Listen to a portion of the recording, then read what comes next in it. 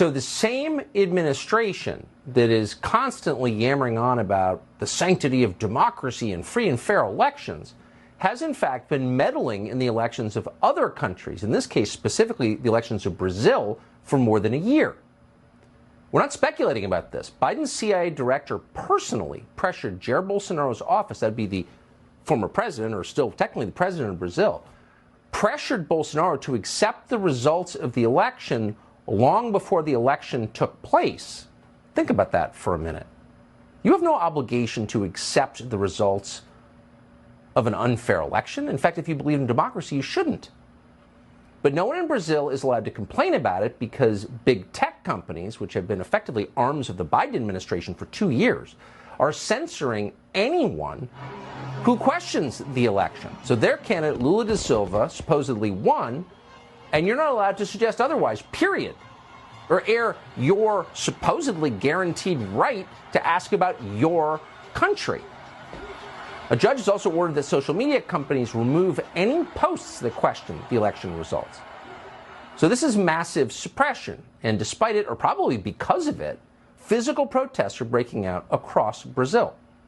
Matt Tierman is an investigative journalist. He joins us to assess what exactly is going on here. Matt, thank you so much for joining us tonight. So the Biden administration is admitting they had the CIA director try to bully the president of a sovereign country on the question of his own elections? How can that happen?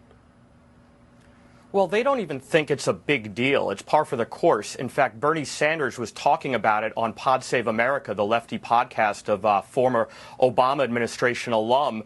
And it was like, okay, this is great. This is what we should be doing. We need to secure, quote unquote, democracy our way. Now, Bernie Sanders was somebody who was rallying for decades against the CIA involvement in Latin America in the 70s. But everything's about politics for these people. And in addition to the CIA director, now they're talking about sending Jake Sullivan down there, the national security advisor, to make sure the transition is orderly. But the bigger deal, I think, is that they have had a see no evil, hear no evil mentality for the last 2 years as Bolsonaro followers, politicians aligned with him, journalists have been censored, imprisoned. I wrote a piece for CDM Press, Todd Wood, who I know you know, and I listed some of these incarcerated journalists. Even a sitting politician, a sitting congressman, was placed under house arrest, and it's continuing right now. Carla Zambelli, an outspoken member of the lower house, the Chamber of Deputies, has been totally purged from social media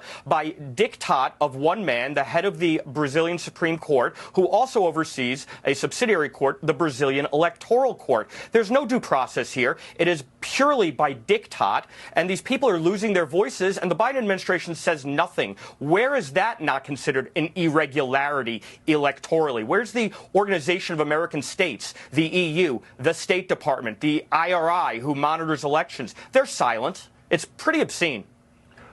If you don't have free speech, you don't have democracy.